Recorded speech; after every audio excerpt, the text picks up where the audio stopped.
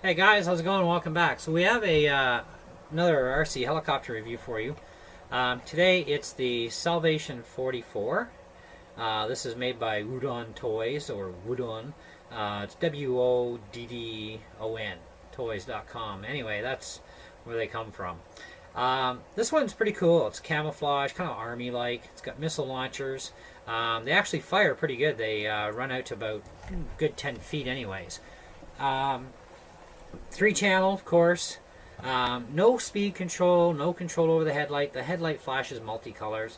I'm not doing a flight review on this, but I will let you know I did fly this thing a few times. It flies absolutely beautiful now.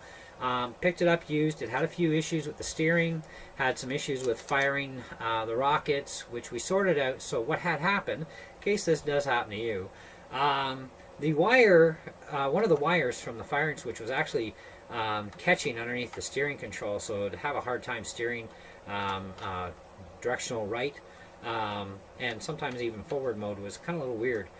So I guess enough of playing around with it that I did, it actually finally broke the wire free, and it literally broke the wire because I lost total control over the missile launcher, and it was kind of finicky at best anyhow.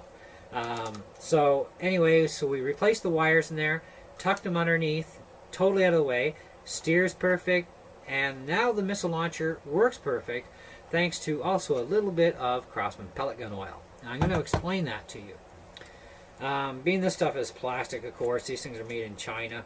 Now, a couple of drops down each one of these missile holders, and you just let her sit for a couple of minutes.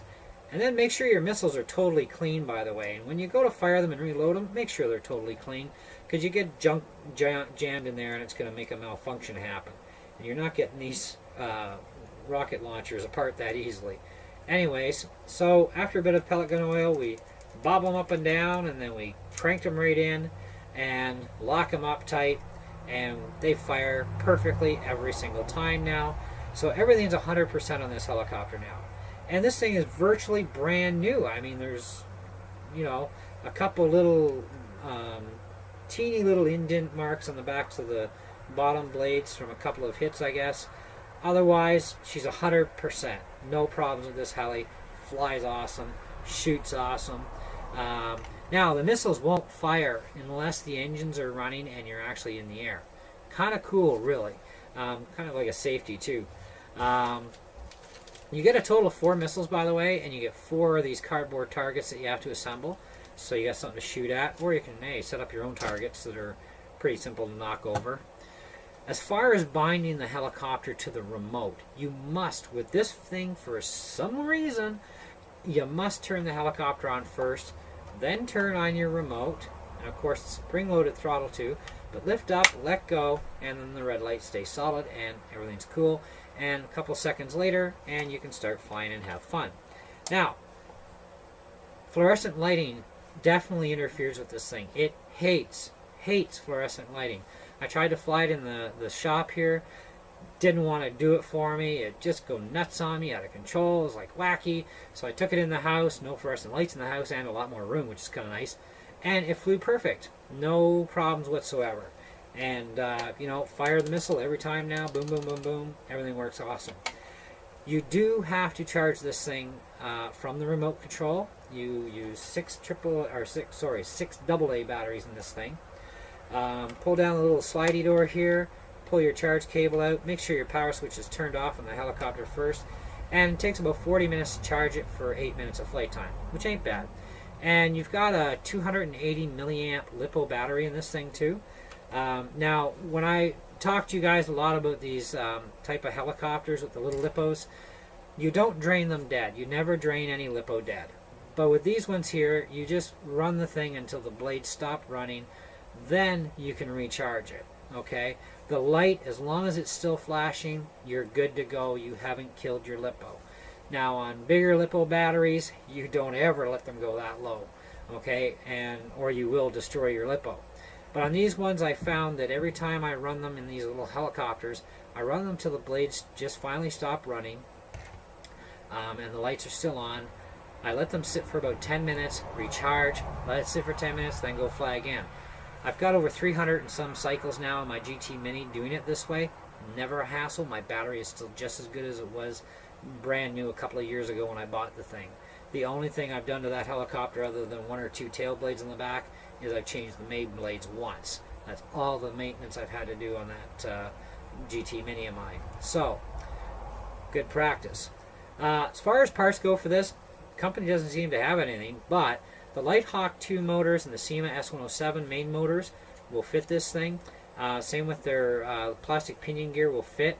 I'm not sure if the Lighthawk 2 gears will actually fit because all this shafting seems to be a little thicker.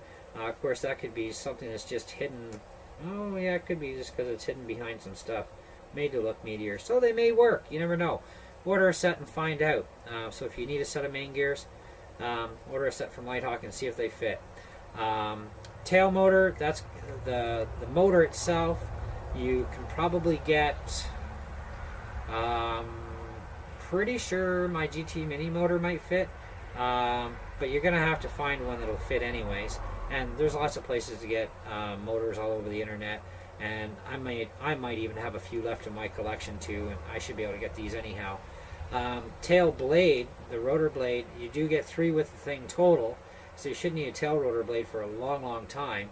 But if you do run out of them, because you break them, I'm pretty sure this is like a reverse pitch type blade, so the motor actually runs reverse to what, say, a SEMA S107 would, or a Lighthawk. So if you're going to go to a different tail rotor blade and you go push forward and you tend to go backwards, that's when you'd want to flip the 2 wires on the circuit board for the tail rotor blade, reverse their polarities to straighten everything back out again. It's the only way you're going to do it, because there's no reversing anything inside this in order to solve that issue with the different tail blades. And different tail blades too can offer a little bit more speed. Because there's no speed control selection on this, you got 1 speed only. A different tail rotor blade sometimes can add a little bit more speed for you. Okay, so that can happen. Otherwise, she's a pretty good little helicopter overall. Now, like I said, I picked it up used, so it wasn't a huge investment, and I've only spent maybe about an hour working on it to work out all the bugs, and she's beautiful now. So this one's actually going to be going up for sale on our website, and it'll come complete with batteries and everything. So I thought I'd do a review on it for you guys, let you know a little bit about it so you're aware. Whether you buy this thing off me or whether you're shopping around, you see one in a store and you want to buy it, just be aware in advance about the lack of company support. Now this happens a lot with a lot of toy companies. Even a company like Aldi Toys, they don't supply squat for their stuff. Usually you might get a charger, you might get an antenna, you might get extra main blades, but that's it. No gears, no nothing else. Where other companies, they'll support every single piece. This one I can't find nothing on the company's website of any kind of support for this, so it's going to be kind of one of those catch-22 deals where you're going to have to mix and mash different parts from different helis if you want to repair it, if you need to repair it. But I mean, it will take a lot of torture, a lot of crashes. It's going to take a lot of abuse before anything goes wrong with this. As far as blades, I checked the Lighthawk blades and I checked my SEMA blades. They don't seem to be a perfect match, but it seems to be on the SEMA blades.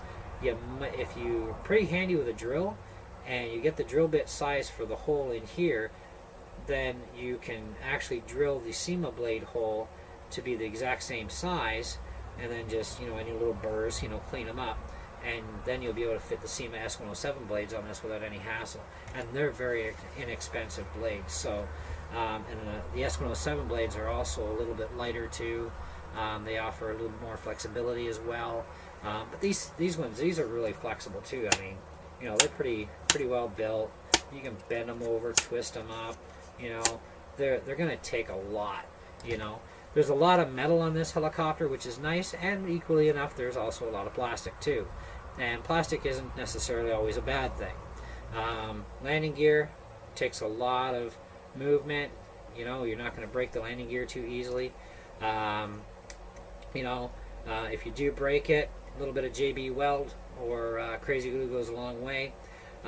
Because if you do break it and you don't fix it with that, you're basically euchred at that point, because the landing gear is integrated to the main frame underside on this helicopter. Now, I did check, the Lighthawk 1 and 2 are not compatible bottom chassis with this thing, so that's going to be, if you break the gear, JB Weld or Crazy Glue will fix your landing gear up, and then you're good to go again. Usually when you do break landing gear, it's usually only one leg, you know, and it's very hard to do it to begin with.